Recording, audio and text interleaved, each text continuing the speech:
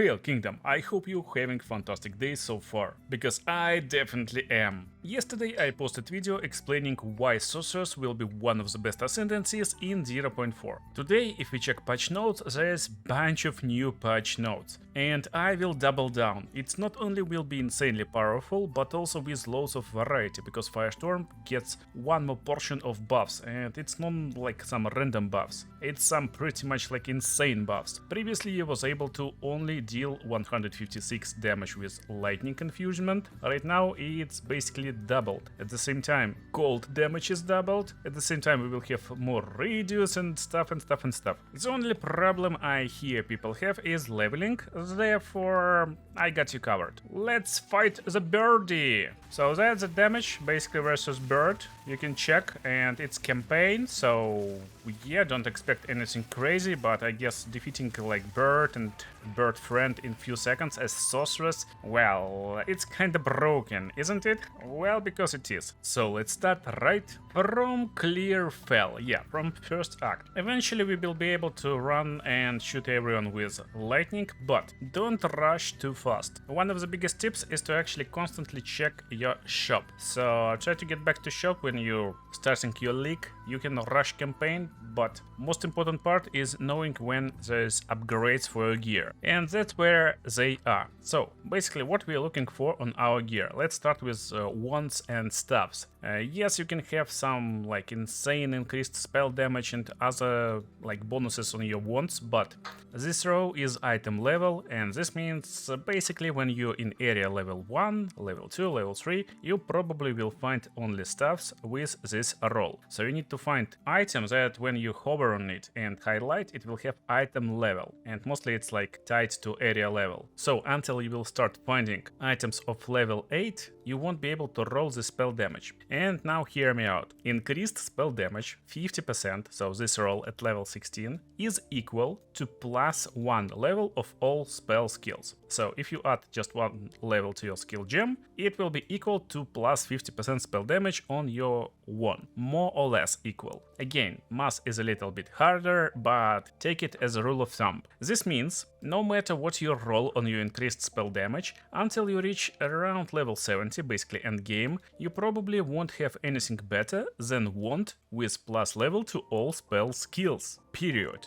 And all spell skills will start to roll from level 5, so that's where you need to pay attention to the shop. But other skills will have different levels. Technically what you need to kinda remember that starting from level 5 you want to find wand with +1 level to all skills. From level 25 you want to find +2 level to all skills. If you find it, well, that's it. So campaign is cleared. You probably won't find anything better. You will have chance to have some slightly better wand, but in most cases it will be slightly better. It won't make a big difference. Now staffs. Staffs will be buffed. So staffs will have actually +2 level to all spell skills and +3 from level 25. In patch notes they actually tried to add level to staffs. So probably these numbers will be changed in upcoming patch, and we will have like +3 levels, +4 maybe, and that's basically what you want to play with. So when you're leveling, staff will be the king. Just remember these levels, 5, 25, that's it. But there's amulets that can roll plus level to all spell skills. It will be 5 and 41, so basically when you find +1 level to all skills, then next one will be after Act 3, so start looking in Act 4 in Interlude for +2 level to all spell skills. And on Focus it's also level 5 and 41. So you need these items with level to all skills, and you will just melt campaign. However,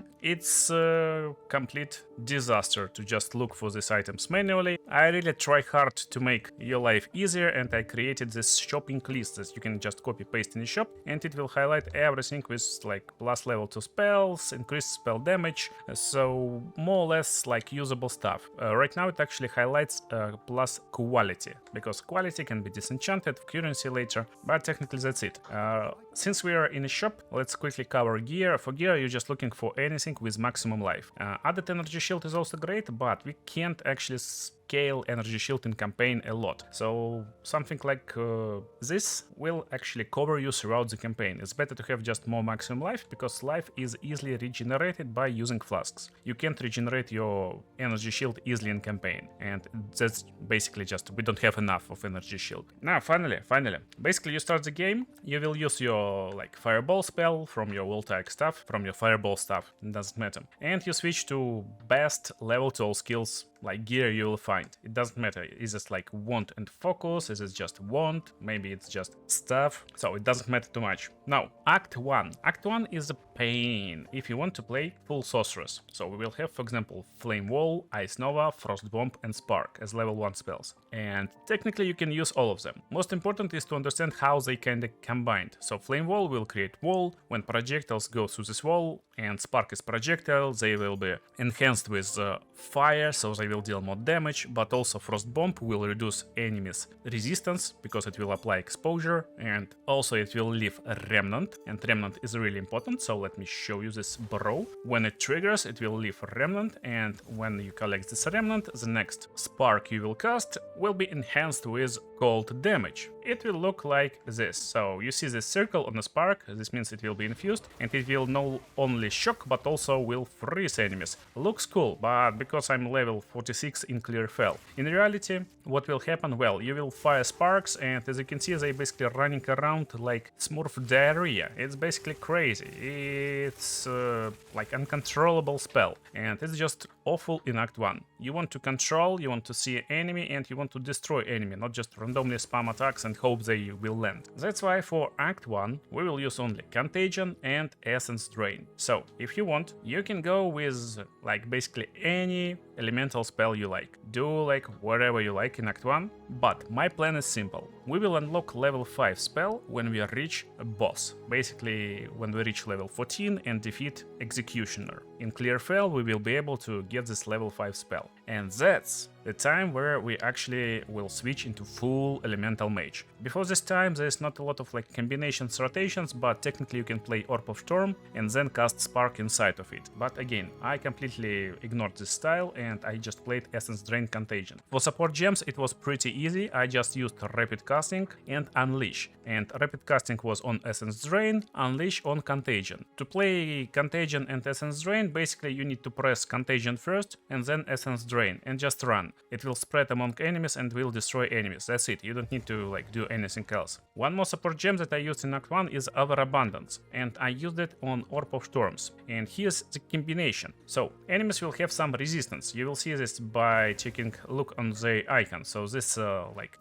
grayish icon, you see this snowflake. This snowflake means this target is actually got a little bit of cold resistance, so if I use cold magic it will not inflict like full damage. But when I'm applying exposure, it will lower exposure. Basically it will lower their resistance, and as you can see they will take like loads of extra damage. They basically shatter. And basic strategy is to reduce enemy resistance with our Frost Bomb, then cast Orb of Storm, and what Orb of Storm does, basically it shoots lightning from time to time. So as you can see it shoots lightning every like 2 seconds. And it basically one-shots easy monsters. But what we can do, we can actually place Orb of Storm and then attack inside of this. So every time you do spells inside, it will shoot this lightning, so you kinda speed up the process. And that's our basic strategy against like bosses. Reduce resistance, place the ball and start attacking. With Overabundance you will be able to place 2 balls at the same time, so that's the support gem. Now we're going into interesting part, how we actually will deal with bosses. That is a lot more powerful. And coolest part, that you don't need to kinda do anything with this build. It's super easy to assemble and it works right from the beginning. So basically to make the build work, leveling build, you can actually like hit level 90 with this build and then start switching into more like powerful stuff. So main source of power, especially versus bosses, is Ember Fusillade. How it works? It's projectile and it will hover over your head for 1.3 seconds. You can accumulate 8 embers and then they will shoot. When they shoot, they will deal explosion damage, basically some fire damage, but also they deal more damage for each previous ember fired in a sequence. Technically, you want to collect as many projectiles as possible, unleash them, and they will deal loads of damage. There's also a beam, and beam deals basically the same damage as fire damage but with lightning, so this enhancement is really powerful. And now look, when we place Orb of Storm and cast few spells, it will actually disappear quicker. That's because Orb of Storm got duration, and Orb expires after firing 6 bolts. So normally it will stay for like 10 seconds to do it. If I attack like 5 times, it will instantly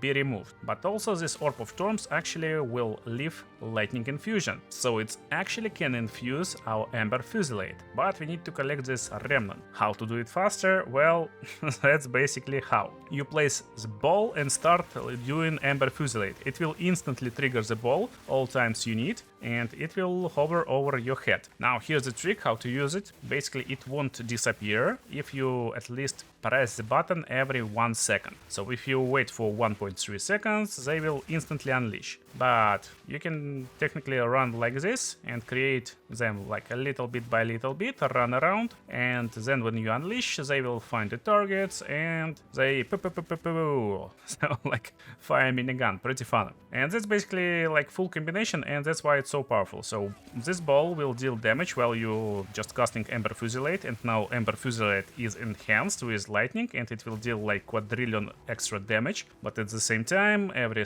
like next Ember Fusillade will deal more and more and more damage, and while they shooting, you're placing another ball, you're creating more Fusillades, you're collecting this infusion, shooting this lightning infused Fusillades, one more ball, and so on and so on. So that's the strategy.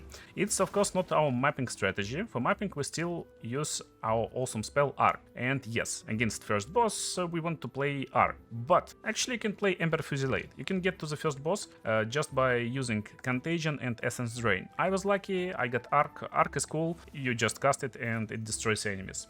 Pretty fun. So that's basically how it works, and that's why we're using rapid casting and unleash on Arc. It actually gathers 2 charges, so instead of firing 1 arc, you press the button and it fires 3 arcs at the same time, which is pretty cool and destroys enemies like really fast. So this combination will get you covered. I got actually like pinned comment with all the screenshots for this character with passive skill tree with gems and stuff on each act, so you can just copy it. But here's like another cool tricks and tips that you can use to improve your damage. So most important part is to try and keep this damage by upgrading your gear at certain points. If you're fighting mini guys and you destroying them quickly, you can just basically shoot Arc. If there's big elite guys that require a little bit of power, then it's Frost Bomb, Ball, Ember Fusillade, Unleash, and everyone is out. So that's how it works. Now, is there anything else?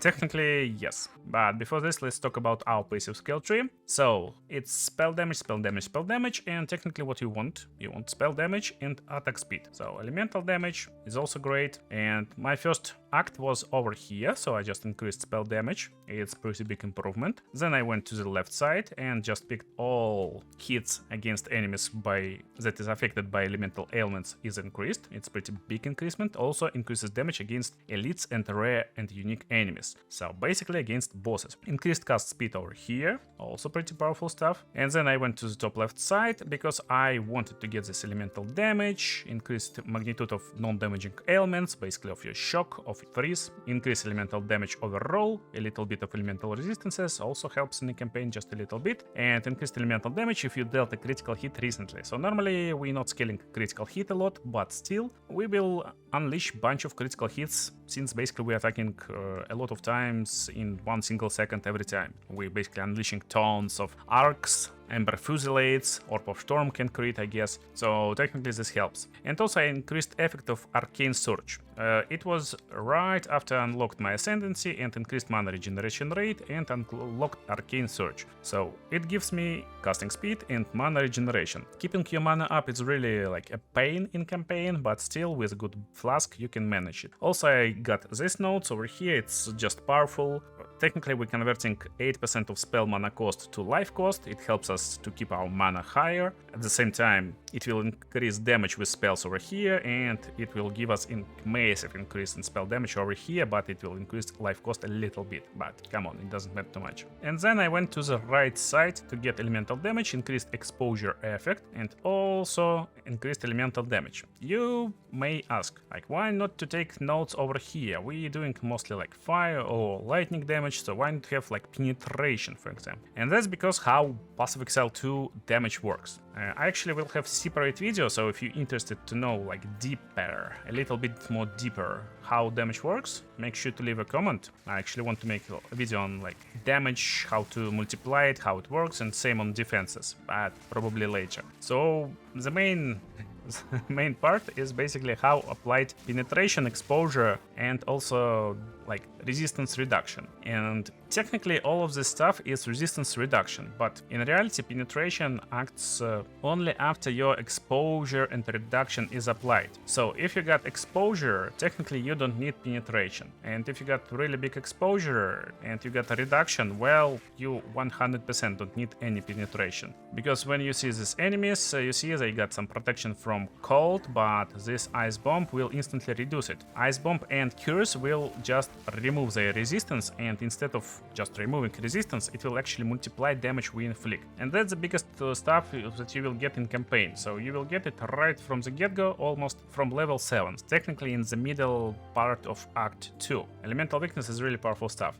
What else you can add, by the way, is Mana Tempest. It can like give you loads of extra power. It's actually insanely overpowered stuff to completely delete bosses. But as you can see, I removing bosses from existence without this like weird spells. Still, you can do it if you like to press like 6 buttons for a build. I don't. I completely like acknowledged that maybe I want one-shot boss, but I will two-shot him. So maybe I will need just to make one extra roll, avoid attack, and that's fine. So here's the boss. Let's try not to one-shot her, and I will show you how damage works and why this build is like insanely powerful. It will be easier to see. So hello boss. Look, that's our like basic Ember Fusilade. Actually, I decided to miss with Ember Fusilade. It was impossible. So it's like 10,000 damage. Now let's do Lightning Infused Ember Fusilade. Now we get Lightning Infusement. It will be 20k damage basically. Just look at this lady. So it's actually like 30k because there was like bunch of critical strikes. But right now I will fire the same lightning infused Ember Fusilade on this lady, but under effects of exposure and also reduction. So exposure, reduction, basically curse, we gathering Ember Fusilade, and then we're firing up. Look, so it's 60k damage. It's basically a triple. And again, it's technically unlimited damage. That's basically how you fight bosses. Again, the coolest part, while you're casting Ember Fusilade, actually the ball fires at boss, you unlock it, and it's just unlimited loop of removing enemies from existence, which is hilarious and also extremely powerful stuff. So insane build, easy to play, pretty like easy combinations will cover you up to level 90 on your maps. You can defeat Arbiter with it with good gear. You don't need to like change anything else, but with Arbiter you will need to like evade some attacks, build some defenses. So yeah, you can enhance it pretty good.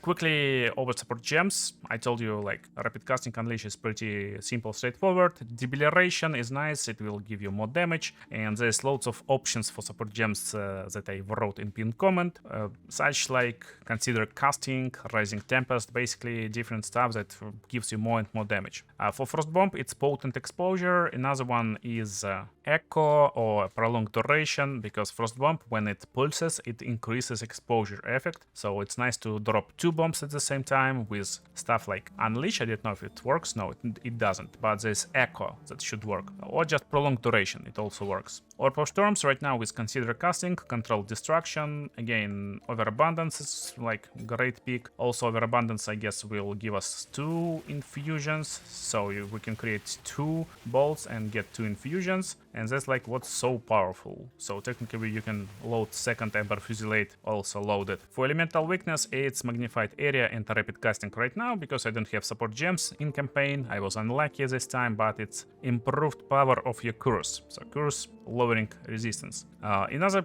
big part is of course our gems, spirit gems, and it's Siphon Elements and Arctic Armor. Siphon Elements will help you randomly generate these elements from time to time, and also it's part of our final endgame build, because as Stormweaver we will be able to get this node over here, and we will have 100% chance to collect elemental infusion and get one more elemental infusion, but different one. It completely broken, so it's nice and busted buff for Stormweaver in upcoming patch. I hope you enjoy this quick leveling build guide. Make sure to subscribe and you will not miss updates on this broken build closer to the end game. I'm starting the league with Druid and at the same time with Sorceress, and see you in the next videos.